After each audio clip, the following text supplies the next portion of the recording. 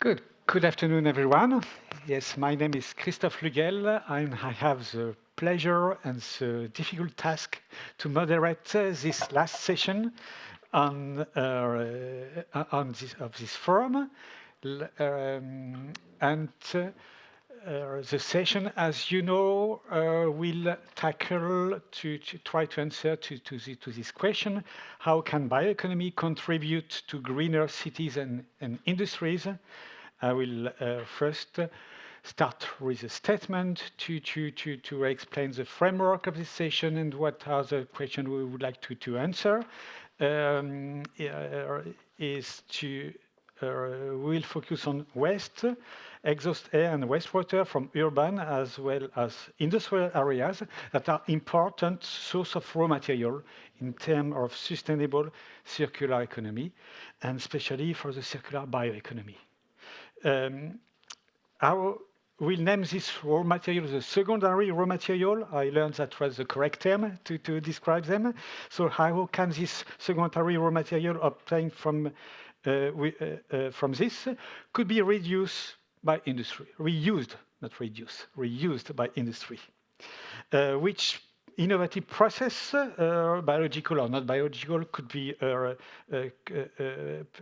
procedure and principle have been proven to be promising. Also, what are the tasks facing the local authorities, which play a key role in most EU import member states, for example, in wastewater and wastewater treatment or in local structure planning. Yes, very vague. Or very broad, not vague, very broad, and maybe difficult to answer to all these questions in an hour. First of all, I will introduce very shortly, name the panelists and ask to introduce. So maybe first I say my name is Christophe Lugel. I work for the French bioeconomy cluster, which name is Bioeconomy for Change, and I'm head of industrialization and financing. And to my spare time, I also a board member of the BIC, Bio-Based Industry Consortium, and governing board member of the CBEGU. So I'm, yes, involved for many years in bioeconomy in Europe. I have the pleasure to have 5 panelists. The fifth one will come soon. Is stuck in the traffic jam for the time being. First, I have to have my note. Mr. Andrea Baumann, State Secretary in the Ministry of Environment, Climate and Energy of Land of Baden-Württemberg. And Mrs. Esther Roman, Deputy of the... Okay. You're welcome, you can see. Of the Province of North Holland for Regional Planning, Economy, Harbour and Recreation. We have also the pleasure to have Mr. Hans Ingels, Head of Unit for Bioeconomy, DG Growth and of European Commission. For the technical side, yes, we have Dr. Ursula Schlissmann, Deputy Director of Fraunhofer Institute for Intervention in Engineering and Biotechnology, the famous IGB, and she's Head of Unit Area Environment and Climate Protection. And finally, we have Mr. Metin Bulut, I hope I pronounce well, from VITO, the Flemish Institute of Technology Research, and is this business development, business and relationship development. Yes, that's for this long introduction. And maybe for the second round of introduction, we'll go to the field of the discussion. Maybe I will ask you to have a short discussion of yourself, and especially about your institution, and especially in the field of bioeconomy, with a focus of the topic of this panel discussion. Maybe I can, in 3 minutes, if possible. Maybe I can start with you, André. Vielen Dank für die Einführung. Vielen Dank, dass Sie heute in der Landesvertretung Baden-Württemberg. Thank you very much for this kind introduction. I'm a state secretary in the Ministry of Environment,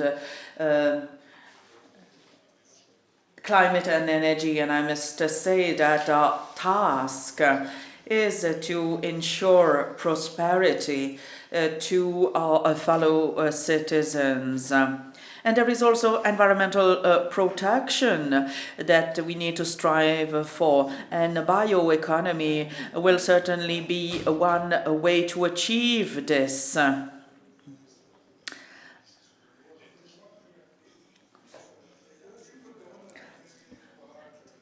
The minister was with you this morning, and I think that we should not only talk about these different issues, and we shouldn't only talk about the rural areas, we should also talk about the conurbation areas, the urban areas, where we try in as much as possible to use these possibilities. Thank you. Well, I must say thank you for inviting me here at first. And I must say the region of Holland, north of Holland, includes not only Amsterdam, but also the international airport Schiphol and 2 seaports. And we are a densely populated region with I can tell you about 1,000 inhabitants per square kilometer. So that you can tell that we have a lot of discussion about where we can do something with our industry or whatever. But we are very ambitious when it comes to fighting climate change, and we put a lot of effort into energy transition and circular economy. A circular and climate neutral region by 2050, so that's very ambitious. But I think we cannot escape the fact that circular economy will have to scale up significantly. And we're working with that now at the moment, because the circular industry is very sustainable, but it's not necessarily very clean, dust-free or low noise. So in the port of Amsterdam, that is part of the North Sea Canal area, we are trying to save the space that we have there for the industry to get the circular economy accomplished in 2050. And I must say that it's very nice that we are also the Hydrogen Valley of the Year award. We won this last year, and that helps us by putting the circular economy on point. And with that, we have our strategic locations in the North Sea Canal area and Den Helder to make our region crucial in the hydrogen transition for the north of Holland, but especially also for the northwest of Europe. So I'm very ambitious and hard to work to try and get the circular economy together. Thank you. Thank you very much. We'll see that in detail just after. Yes, Hans? Yes. Good afternoon, everybody. Thanks for this is working out. Yes. Yeah. Okay. So I work for the European Commission. And you might know that the European Commission is highly interested in the bioeconomy. And is also working quite a lot on the bioeconomy. There are hundreds of people in the Commission working on the bioeconomy. Many of them are probably not aware of it, but we've got the bioeconomy for food and feed, but also bioeconomy and the Renewable Energies Directive for energy. The perspective of my DG, of the industry and internal market DG, is rather to bring bioeconomy products to the market and to ensure that there's a fair internal market for bioeconomy products. We're not talking about food and feed, we're not talking about energy, but as far as we're concerned, there's enormous potential still for bioeconomy for industrial purposes. In other words, for instance, for wood products, but also for chemicals. And why are we doing this? We're not doing this because it's so fun and it's so nice and so pleasant. It is fun and it's nice and pleasant. But we're doing this because this is a very challenging period for Europe. And it's a very challenging period for the world. First of all, for climate reasons. Because we all know that for a lot of things, especially for chemicals, we depend on fossil resources. In other words, these fossil resources are extremely polluting. The greenhouse gas emissions, and Dr. Schließmann can probably add a bit, greenhouse gas emissions from the extraction of fossil resources are also enormous. So we have no interest in fossil resources. So we do have an interest in replacing fossil resources, for instance, by biomass. But we all know that this is not going to be easy because there's not sufficient refinery capacity, and there are also a number of products that are made on the basis of biomass are still more expensive than other products, than the usual fossil-based products. So as Europe, we have an interest for climate reasons to invest much more in bioeconomy solutions for the industry. But climate is not the only reason. There's also a reason of strategic autonomy. Because even if fossil resources would be climate neutral, even then these fossil resources come from outside Europe. And overall, and that constitutes a risk. So overall, our perspective here is that bioeconomy, circular bioeconomy should be our goal as Europe, and especially for industrial purposes. And there we still have a long way to go. But we're working very hard on it, and the conferences like these are for us a source of inspiration also for further work on this. Okay, thank you, very clear. And Ja, Ursula, funktioniert. Ja. Danke. Ja, ich komme vom Fraunhofer Institut für Grenzflächen und Bio. Good afternoon, ladies and gentlemen. I come from the Fraunhofer Institute for Interfacial Engineering and Biotechnology. A mouthful of a word, I admit. And there is a large number of institutes in Germany. And there is a real network of Fraunhofer institutes. And what we do is that we work on the development of technologies and applications, hoping that these technologies and applications can be used as efficiently as possible by the industry but also by society at large.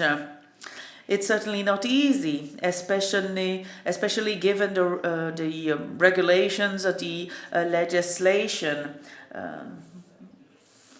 Back in 2013, I contributed to developing the biotechnology strategy in the Baden-Württemberg land. And we managed altogether to develop a strategy. This is a bioeconomy strategy, and we've done so by involving all of the most relevant stakeholders. And waste is now considered to be a resource and is no longer seen as being a mere waste. There is a project, there is the BioLab project that we've been working on. And the objective behind this project is to work on a pretty straightforward idea. That is to say, to ensure a bioeconomic production. And this should be something that could be rolled out across the territory so that the regions can take full advantage of it.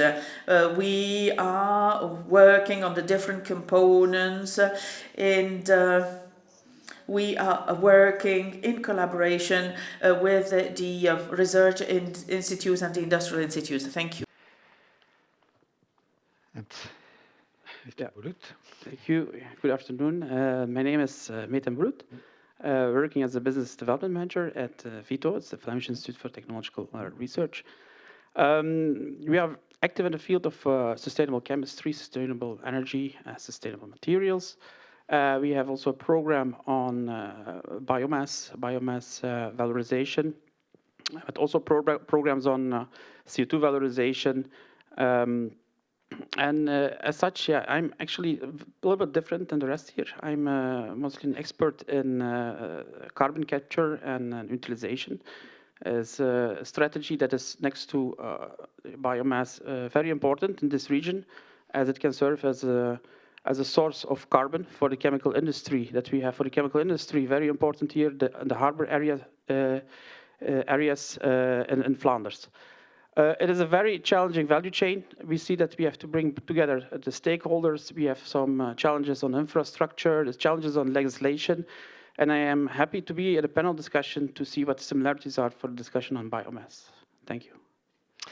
Thank you very much for this clear introduction. Finally, you have a maybe pre-answer to the next round of questions. If you allow me, we will start with an example of what is going on in region. We will start with Baden-Württemberg. And my question will be how your region, Baden-Württemberg, is supporting the development of a sustainable and cycle-oriented bioeconomy in urban and industrial areas. Can you give some explanation? Vielen Dank für die Frage. Wir haben gemeinsam mit dem Landwirtschaftsministerium, aber auch gemeinsam mit Expertinnen und Experten aus der Wissenschaft, der Wirtschaft. Thank you very much for the question. And I must say that we have developed a very first regional strategy, and in its first phase of implementation, it is important to make sure that we gather all the relevant stakeholders and that we bring them to the table. And this is what we've started. And I must say that for many of us, bioeconomy is something quite abstract. And the problem is that there are a great many people who have not yet realized that this is really the way for the future. And so what we should do is to demonstrate through a clear strategy that what we need is a systemic approach, and that there is a need for the systemic approach to be transferred to these new companies, such as the startup companies.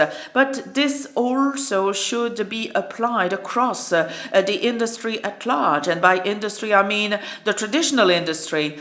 Bioeconomy will enable us to manufacture much more sustainable products than the traditional products that are made using fossil resources. So this is the work ahead of us. We wish to promote and to support this development. We wish to convince the industrial partners that this is really the way to go. This is really the way to the future. There is the regulation. The regulation at the regional level is quite old. And it needs to be updated. We should make sure that every actor understands that waste coming from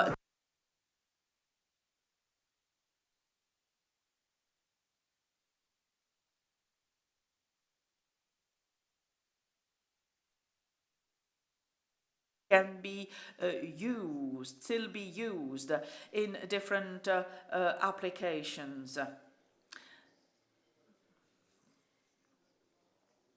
We should really try and convince people, and we should make sure that we move on to the next level, to the industrial level, because the economy must understand that this is going to be beneficial. It represents a financial advantage, and it's very advantageous to invest in this. Start of solution or thoughts for thoughts, food for thoughts that maybe we'll discuss further during this panel discussion. Thank you. Maybe same question? Yes, but, thank you. But to your specific region, yes. Yes, well, as I started and I told you that we don't need only physical space, but also industrial environment space. And we in north of Holland, we have industrial sites of provincial importance to make sure that we have this space. But what you did say is very important as well. We have to think different. We have to think not with the rules from yesterday, but we have to make sure that we have the rules for tomorrow, because that's what I see with the bioeconomy and the circularity. If we want to use the waste as a product, you have to stop calling it the waste. And that's what we need to do here in Europe to make this regulation so that we can go forward. And that takes a lot of guts. That really takes a lot of guts. And I think as we sit here, we have to do that together, as we all sit here, to make sure that we can make this circular bioeconomy. You have just addressed one challenge that we must discuss. Because in France, for instance, I've heard many industries that complaining that if you want to use waste locally, maybe it's not an issue. It depends. Maybe the number of markets that could be addressed is limited, but you cannot move the waste from a department to another with a lot of administrative hurdles. I don't know whether it's true today, still true, or whether it's exaggerated, but that's things that I heard many times. So if it is the same in France, it is in France, should be the same elsewhere. Yes, and if I may, I also heard that you did show some guts in France, because as I heard is that you say that if a country in Europe says this is not waste anymore, but a product, we just follow up. Is that true? I don't know that. Yeah, well, that's what I heard. Yeah. So, and if that's true, I think that's a good thing. That if one of us says, yeah, that's his product, that would be very good. And if it's not, then we have to make sure that we do that. If within the public someone has the answer, please don't hesitate.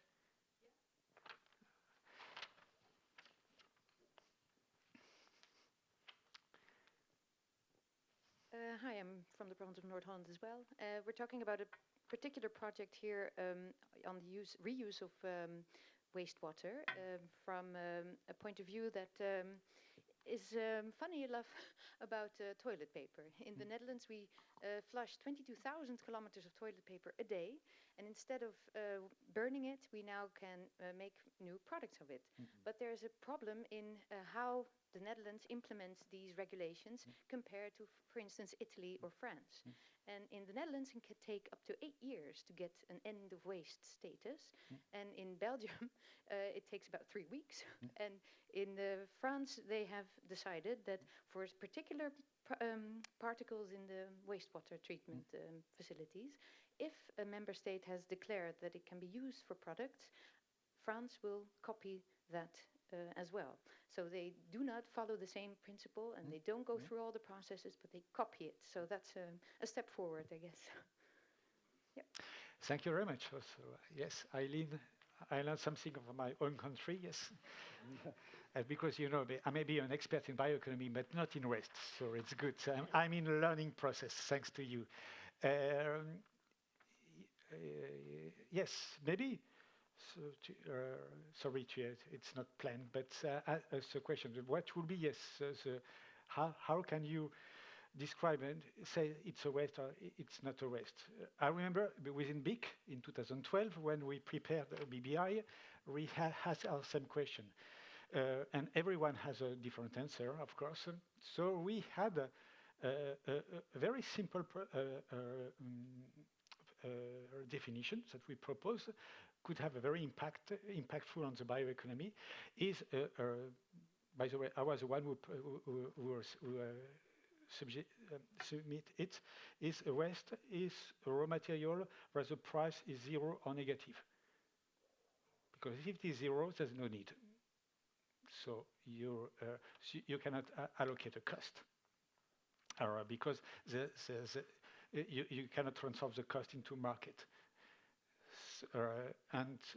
But once you have found an application then the cost is completely changed because you allocate the structural cost of your company to everyone, every product that can out of your industry, and including the former waste. So most of the time, the business models that develop based on the negative price, on the zero price, fall down because they have not anticipated the real price.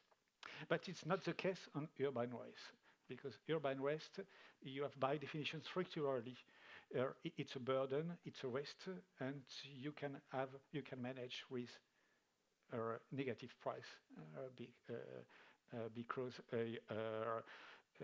you have a duty towards your citizens or to fulfill your mission.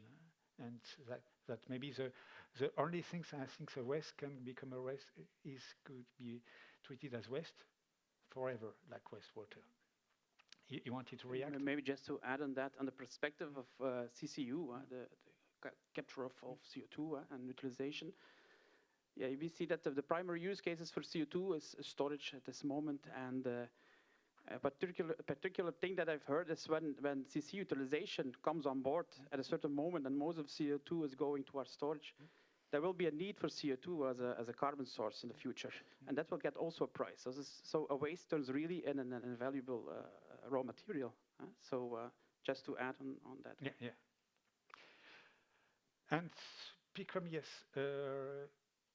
So we see maybe one challenge, yes, will be the legislative, yes, is what is on what criteria you name a raw material or waste, on what criteria you name a raw material a side product, and so you have to find the solutions, and what will be the transition period, and what will be the possibility for the public authority to speed up the transition from a waste to a side product before it becomes a side product, because just to give the chance to the products, as we say in French, and to make it happen. I mean, at least to try. Yes.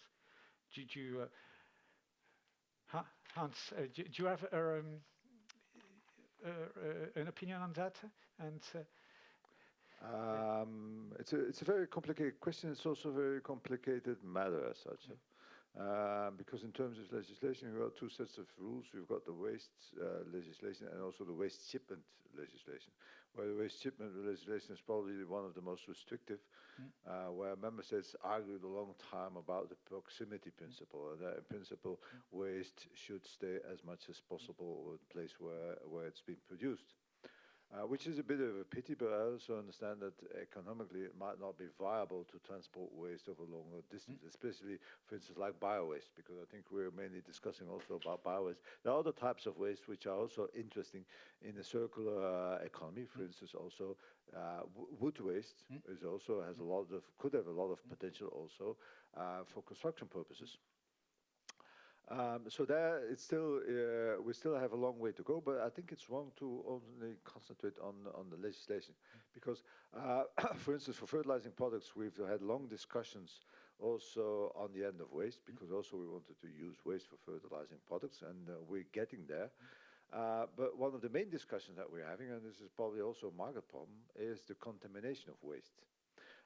Because the problem with secondary raw materials is something that we should promote as much as possible. But in many markets, there is a fairly weak demand for the secondary raw materials, especially because they're contaminated. They're not as pure as the normal raw materials.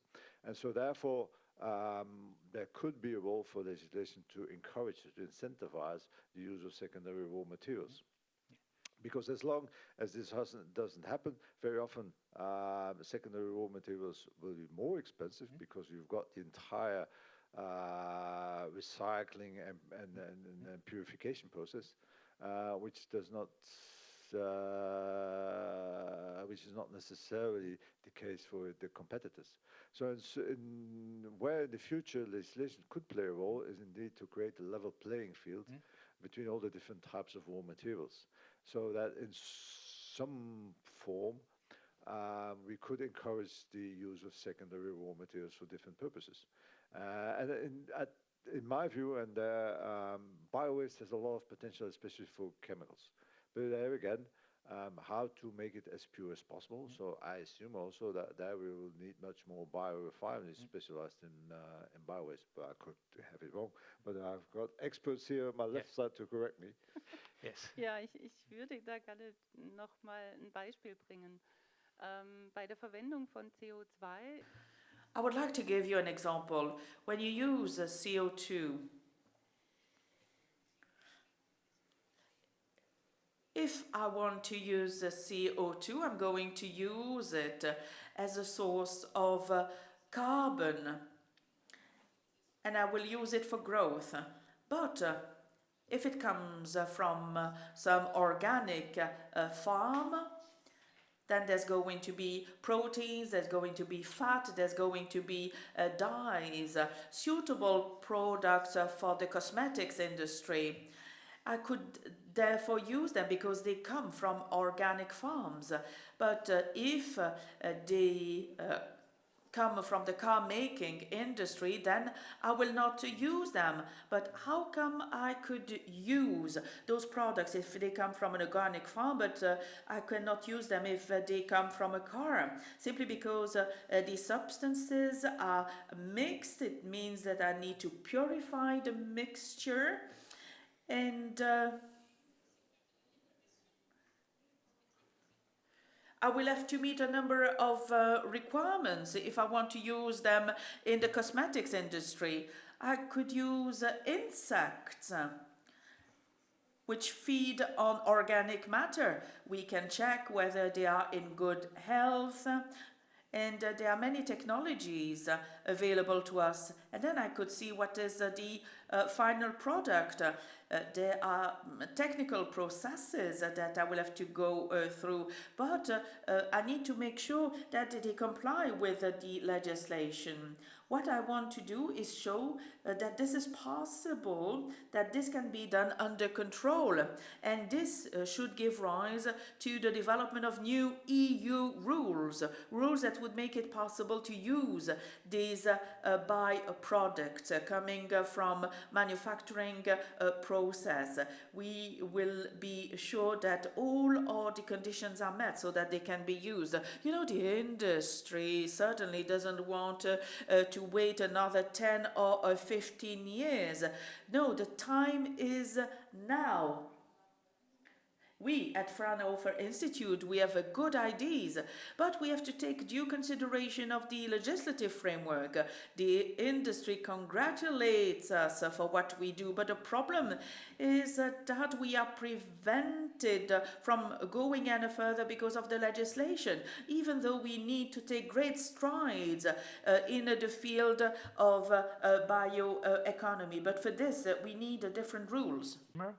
Meant for contamination from danger and the environment, and you cannot allow everything. You have to check before the danger, to evaluate risk against benefits. So it's normal to have a regulation to protect to avoid danger, even if we cannot avoid. Darf ich noch ein anderes Beispiel bringen? Yeah. Heute Morgen wurde diskutiert über Pestizideinsätze in der Landwirtschaft. And this is exactly what we discussed this morning. A number of substances can be used in agriculture. We also talked about the wine growing sector. They use copper in this industry.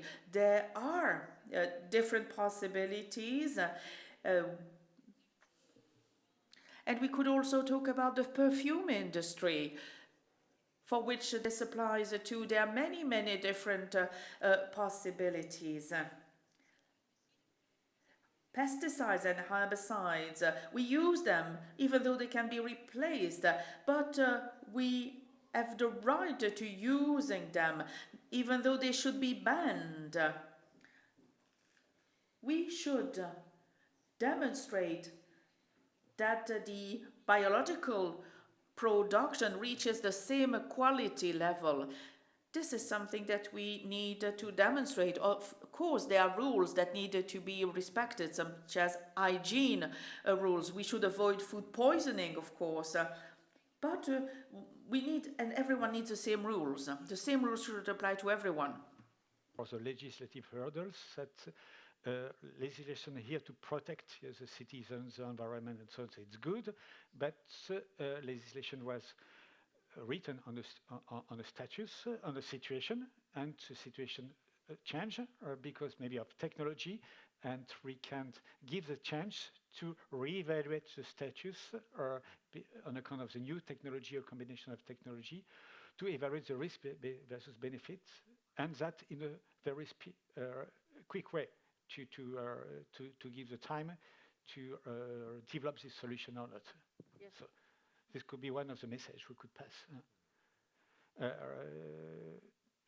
I know the legislative hurdles are not covered, but completely covered. But maybe you also mentioned that if it is a waste, for instance, it's because there's no use to the market on account of technology, because it's not easy.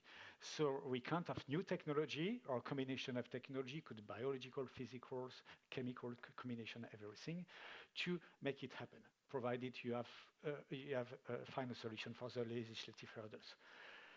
We have a chance to have an expert here on this technology. What is your opinion? What is your feeling about emerging technology that are available or promising for conversion of waste? Maybe we can start with wastewater, and I will ask the same question to CO2 to your Narbar, to your colleagues.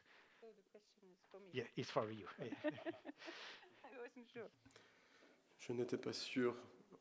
I wasn't sure if the question was for me. So if I've understood the question correctly, we are talking here about, so once again, let me reformulate. So one step back, half a step back. So waste is waste once I declare it as such. So if I haven't called it waste yet, if I haven't identified it as waste, then it's just a secondary product. And then we can reuse it for other means. Our research has shown, and that's what we're demonstrating, for instance, in water cleaning facility, that separates liquid waste for fertilizer for algae that can then be used as fertilizer in agriculture or as feed. So we can use the waste in the water through different processes. We can create energy.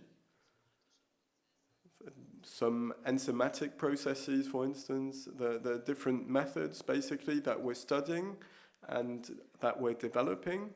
We're testing that in water management facilities, water cleaning facilities, to see how we can use CO2 through algae, for instance. But right now, the idea should not be to tell us you should stop cleaning water. The idea is that we don't produce laughing gas. So it's not possible to... So we can value... There are lots of different ways to reuse waste, but we need to tell the production facility, so sometimes communal water management facilities, we need to tell them which business model they need to follow for them to be able to sell their product, the secondary products they're creating. So can I create energy? Can I create fertilizer? those are basically the questions here, and it's the same thing with the CO2. We have here many possibilities, but our companies need to adapt. And also to use the CO2, the CO2 production, because it's utopian to think that we're not going to produce any greenhouse gases anymore, but we can try and capture directly the CO2 streams and use them to create other products, or just to stock them.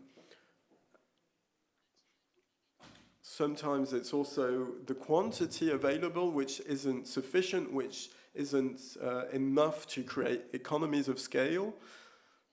So sometimes also when you're building a new water treatment facility, you might have to think about economies of scale. Okay, if I need to value these secondary product streams, well, then I need to have a certain scale. Yeah, so we need to really change our way of thinking. Sorry, if it is a waste, is because it's not obvious to have a solution, and maybe be mostly on account of maybe dilution. I think most of the time, correct me if I'm wrong, you're the expert, I'm not, but about heterogeneity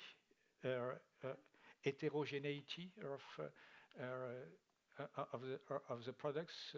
You can have contamination, you can have the change of quality, I mean, to collect waste. So it's not stable. It's not like you have a pure sugar and you can optimize. Das ist die Kunst des Ingenieurs, das hinzukriegen. So that's the secret of engineers. They can achieve this.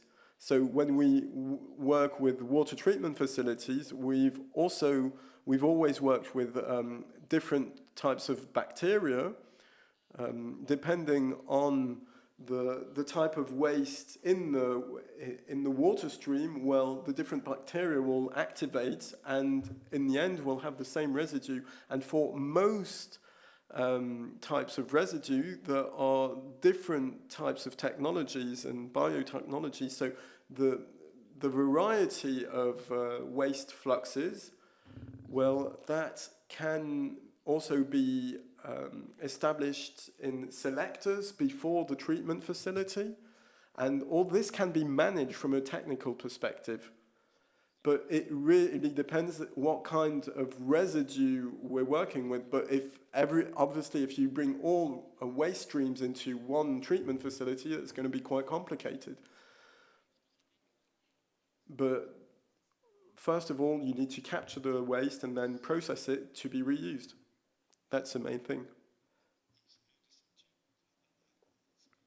Fluently before, so I have little bits, but I catch up. But what I meant to say is, if the project is heterogeneous or changing and so on, you must have robust technology to compensate. If it is robust, most of the time it's less efficient. So the cost is higher of the technology. So maybe there is a need of public authority to compensate. That will be the next question to you, Hans. We have some counterexample. I mean, in the room we have one project, fantastic technology for is a startup Afiren that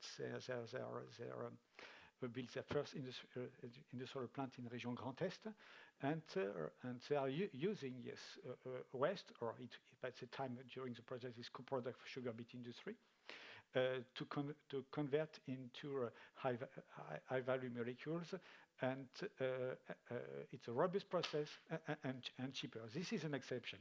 I mean, it's some smart low-tech approach, but most of the time it's not the case. So you have to compare. And it's. Do you think it's back to you, to the three of you, and especially to Hans, that the role of European Commission, of the member state committee, of the member state of region, to support the development of this robust technology, to have an added value, give an added value to the waste, and especially urban waste. Also die Technologie muss nicht unbedingt robust. So technologies don't have to be robust, they just have to be fit for measure. We need to review the rule book so that it enables the use of these waste streams, and it has to be cheaper from an economic perspective. So legislation is important, we have to become faster, and we also have to value this differently. So we talked this morning how expensive nitrogen fertilizers have become since the war in Ukraine. So nitrogen can be reused. How can we make sure that there's a good price if we create it ourselves? It means we need to promote it, to support it, but at some point it can't be subsidized forever. So there has to be a good price. We need to take into account the CO2 cost also, and we also need to underline that this is a climate-friendly technology. And in that case, it might become worthwhile. So I don't think the technologies have to be that robust, they just have to be fit for purpose. So our object as economic actors is to enable this, and we as politicians need to create a framework to enable these actors to do that. This is how we will maintain our well-being. But maybe it's time to give the floor to Metin. As an expert of CO2 and its use as raw material in Europe, do you have see the key factor to obtain the feasible, sustainable and economic value chain in Europe? Yes. And how we can add also link to bioeconomy, maybe. Yeah, indeed, yeah. Just as a starting point, and I'm an actually simple scientist from the start. Looking to technology, if it works or not works, and I have the opportunity these last years to interact with companies and clusters of companies to see to the whole value chain. And I see that there are much more hurdles than just the technology alone. I see, for instance, if we are now looking I'm very much active in the Ghent area and the North Seaport, a lot of companies, a lot of CO2 emitters, with their own specs of the CO2 emissions that they have, they don't have any CCUS core expertise. How should they be involved in such a huge CO2 value chain? And then I see a couple of ingredients that make that can make such a value chain successful. And I see one of the ingredients is centralization of CO2 pipelines, bringing emitters together. Some are central, with the primary use case, for instance, is storage, but also see to centralized conversion of CO2. That is already one thing. Another thing what is important is upscaling. It can be, and something that we not have considered very much in our research, is the role of purification and conditioning of streams. It's also very much expensive, and it has a huge contribution in the overall cost. Centralization there is also very important. So it's really the centralization aspect. Also, some companies, you see that there are forerunners, that they can pool a CO2 value chain. And the Ghent area is, for instance, ArcelorMittal is very important, Engie, and they are really the common denominators to really have traction for a value chain. And then we see also, the choice of molecules is important. And not only that, so that's adding complexity after complexity, is also the boundary conditions. CO2 is a molecule that doesn't have any energy. You have to put energy in. And we don't have the luxury of having too much green renewable electricity in the future. So we have to make justified choices. And I think biomass is a molecule that already has an energy content. It's something that we can use here. It also has, you can use it really, for instance, lignin. You can use really the functionality of those molecules already existing in nature for the application, for instance, insulation materials. So very much things, nice things that can happen in other sustainability strategy. But in overall, I said, clusters of company that have to be very open to speak to each other, help each other. And after all the legislation, we see a huge financial gap. For instance, if you produce methanol out of CO2, the legislation should be in place there. We see also a problem, for instance, for the CO2 emitters. They have the ETS legislation. The one that makes fuels out of CO2 has the RED III legislation. How can you bring those both together, to have really an incentive for both to put on a CO2 value chain? So that is what the ingredients are, or the challenges are in such a value chain. Yeah, okay, thank you. Now a question to Hans. Yes, based on all this discussion, exchange, and so on, what role do the secondary raw material sources currently play in the European Commission bioeconomy strategy? So if it is CO2, it should be biogenic CO2 and biowaste. And do you think that the importance of this secondary raw material in the bioeconomy will continue or will increase in the future? Maybe difficult to answer. The simple answer is yes. Thank you. Okay. But I'll give a more elaborate answer. First of all, I'm not entirely sure that carbon capture is fully part of the bioeconomy. Okay, this is not so important, yes. Because. But on the 6th of February, we'll publish a communication on industrial carbon management, where there will be a big chapter, or at least one full page on CCU, because we do consider CCU as a very promising technology for the chemical industry. More than CCS personally. I don't think, because for me, storage, but that's my personal view, storage is rather treating it as waste.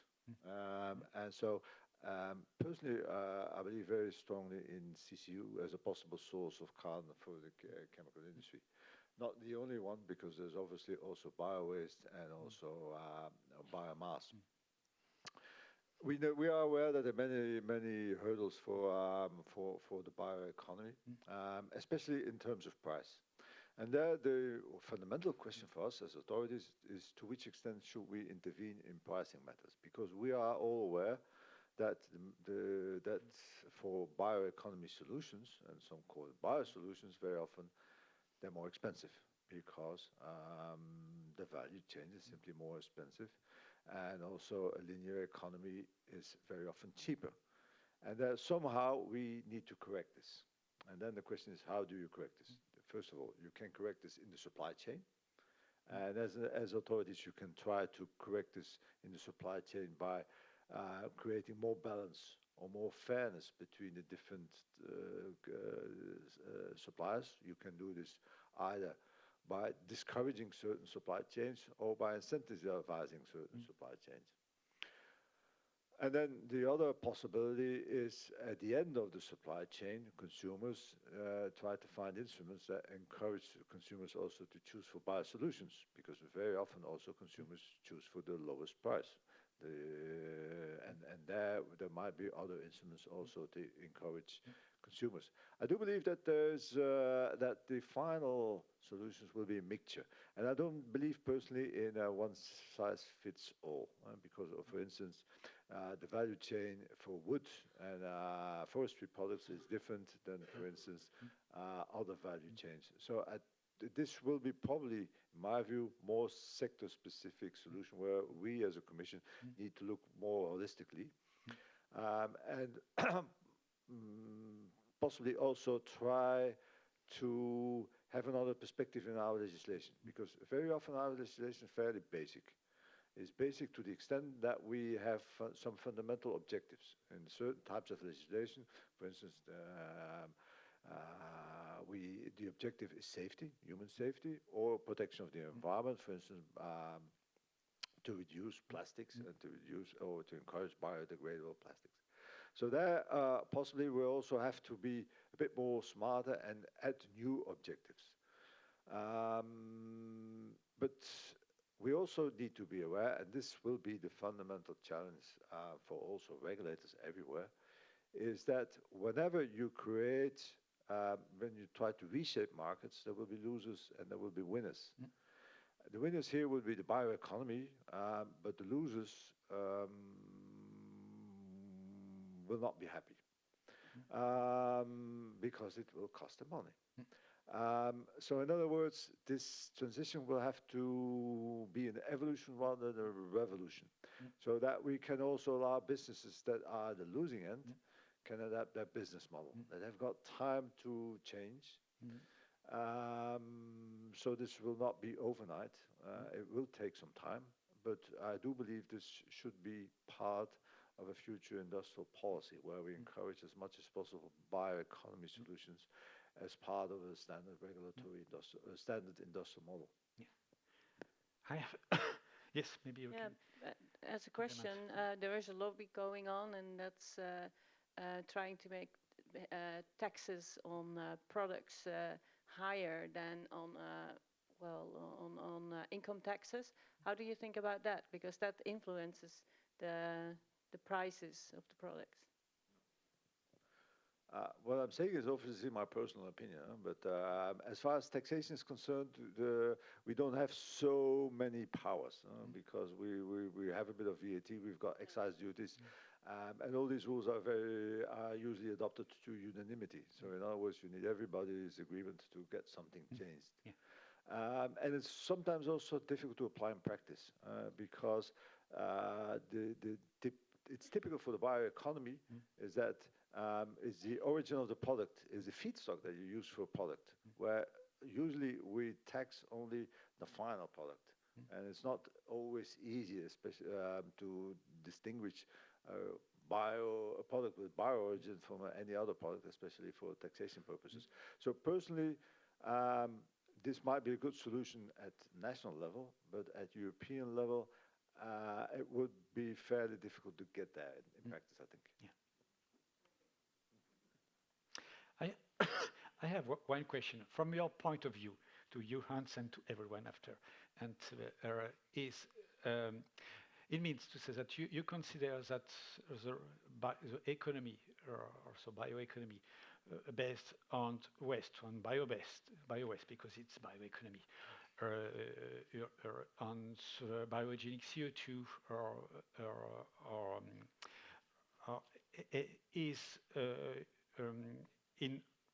could be in replacement of the current bioeconomy from agriculture, forestry, and algae, or because it is considered by someone as more sustainable, or is an enlargement of the portfolio of bioeconomy as raw material to develop new solution and or alternative solution to have to many ways to tackle market demands. So it is in opposition, or in other words, I see that I'm not very clear, that we must favorize the bioeconomy from urban waste and industrial waste and CO2 at the expense of the current bioeconomy, or to enlarge the scope of the bioeconomy. If you want to answer to this for Baden-Württemberg. Alors, from my point of view, it's not one or the other. We need both. We need biomass as a basis for raw materials, but we also see that agricultural production is limited. We can't extend it without boundaries. So we also know that there is demographic increase worldwide, so they have demands. We need to protect our environment, biodiversity. We also have to produce solar energy. We need to produce bioenergy, even if we can do it more efficiently. So we should not repeat the errors that were committed a few years ago, where we had large revenue streams for agriculture, and there was a real competition between agricultures. there are enough secondary products. There are enough waste products from the forest management industry, and these products can be used, so we can really promote both. So wastewater, waste air, all these waste streams can be used, and so we really need both. And so I think what we need in the algae production we have in Baden-Württemberg create biomass 24/7, 365 days a year, and we can create energy through solar panels on the roofs of those hangars. That's really incredible, because the productivity of algae under the right conditions is incredible. So as biologist, I'm amazed at the potential that lies there. Complementary approach, yes, to have more solution, and especially you speak about strategic autonomy at the beginning of the panel discussion. So for that, it's better to be more robust than efficient. If you can combine both, the better. And for that, you need different kind of solution. And the valorization of biowaste could be a new element to gain more stability for this strategic autonomy approach. That's what I understood. Hopefully it's the right things. You wanted to add something? Just to add, I'm not speaking about the let's say replacing the biomass, existing biomass economy by the waste economy, but for instance, we see CO2 as a feedstock for making aliphatic molecules. Aromatic molecules is biomass. CO2 can also serve as a raw material to make new molecules biologically, or for instance, makes methanol out of CO2 and use that as a raw material. So we have there this distinction in the group of, let's say, materials or products that you make out of the waste, CO2 or biomass. Yeah, okay. Good. I think that we are approaching to the end of the panel discussion. So as you remember, I mean, the Commission, as you know, the Commission is planning to update its bioeconomy strategy. So which are your wishes for the European Commission for the new bioeconomy strategy? It will be difficult to answer for you unless you think personally, Hans. But who of you can want to answer first? You have to answer any of the five of you. Anfangen. Very short, yeah. Also ich denke, das sind I think, in conclusion, the points I've already mentioned. So, to facilitate the regulatory burden, or lessen the regulatory burden, to enable us to have more freedom, and once we can prove that the technology works, that we can actually change the regulations, and to avoid having to go through too long regulatory processes. On the other side, so waste, water, and water should be cited in the bioeconomy. Very often it's kind of alluded to, but we actually need water, and we should really specify this very, very explicitly. So this should really help us to have a greater influence on the bioeconomy. So that should be part of a strategy, according to me.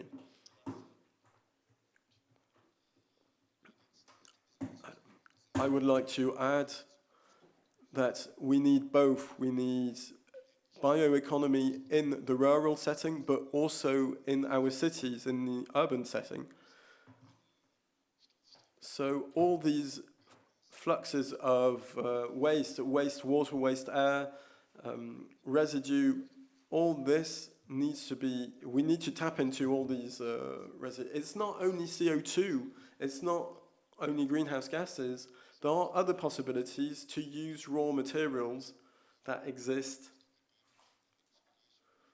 And I really think that it can also help us to achieve the Critical Raw Materials Act. It will, within the coming years, we can really show how we can improve our dependency on or our independence regarding certain raw materials. The cities are important because the cities is where we have waste treatment plants, is where there are factories. So we really need to work also in those regions and in the different regions. So it should really be a dual focus of the strategy. Yes, thank you. You, Esther?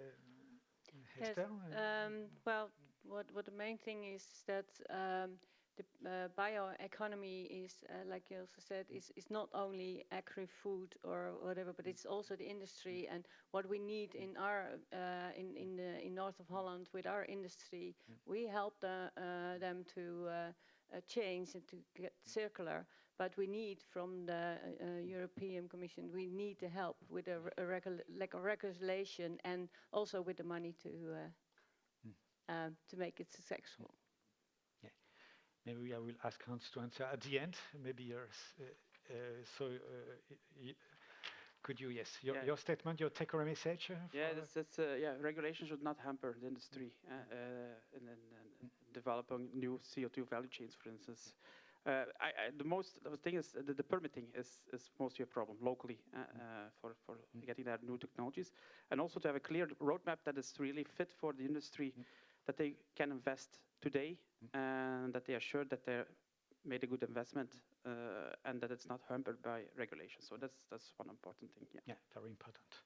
And last but not least, Hans, what would be your opinion that the European Commission should do if you are allowed to express this opinion?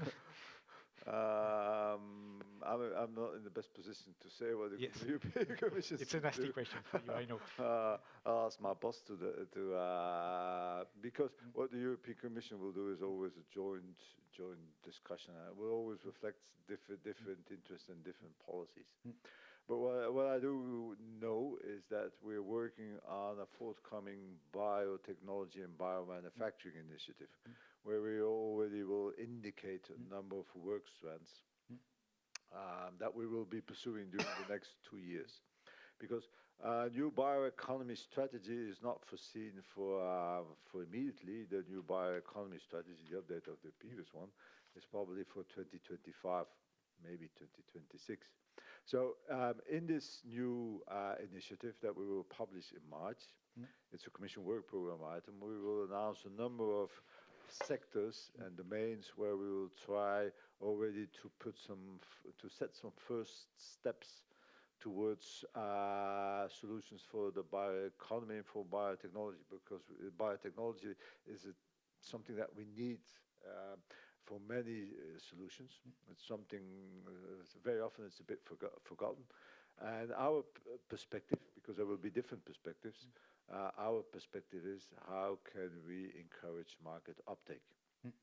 How can we encourage the use of renewable carbon? How can we encourage more biosolutions and move away from linear economy to a circular economy? For all the reasons that we mentioned, the exhaustion of the planet, climate reasons, but also reasons of strategic autonomy, is where ideally we should not be dependent on fossil, but we should also rely much more on circular solutions. And then if it's the really final word that I should be saying, there's a word also to hear the host and the people organizing this. It's nett hier, aber war Sie schon mal in Baden-Württemberg? Yes, thank you very much. So in kind of conclusion, I will express my reflection about our discussion. I was very happy to see that we agree on two things that are strategic, that we should not oppose the bioeconomy from waste to the bioeconomy from virgin products, virgin raw material, virgin biomass, and they both are complementary. That's the good things. And we still need agriculture, we still need forest, we still need blue economy to make it happen. And also, you address that many times, and that new terms is coming up within the discussion, is strategic autonomy. And here, bioeconomy has a key role to play. It's not the solution, but it is really a perfect enabling solution. With combining strategic economy, economic, and ecology, as you say, we should not oppose both. How to make it happen, two kinds of hurdles. Legislative, that we all agree that we should adapt the legislation to make it a quick step, speeding procedure, if I dare say, to test the feasibility of a solution to give an added value to waste to the market, and you should have exemption at least to test, and in the meantime, testing the risk versus benefit solution, and then go change in the fast track procedure. That was the term I was looking for.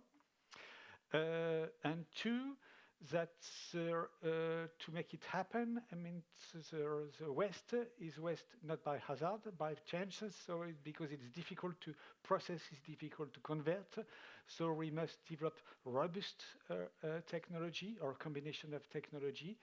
And maybe it's good, because if you combine the both approach, that in a changing world today, you speak about autonomy, because maybe we live more and more in a more very difficult to predict, unpredictable world, less stable than before, maybe less dangerous, more dangerous, and so on. So it's maybe the time to favorize maybe less efficient business model, less efficient technologies that were developed and selected in a growing world that you can afford it, maybe more robust business model and more robust technology to be more efficient on the long term and not the short term. And so in this role, in this framework, again, I'm convinced that the European that bioeconomy will have a key role to play, and maybe all the lessons learned that will during the development of bio-waste conversion could be inspiring solution to for the rest of biomass to apply to have a thrilling and resilient bioeconomy in the future. That I would like, yes, to propose as a conclusion, if you agree. So I say no, so I think it's time to conclude, and I thank you, everyone.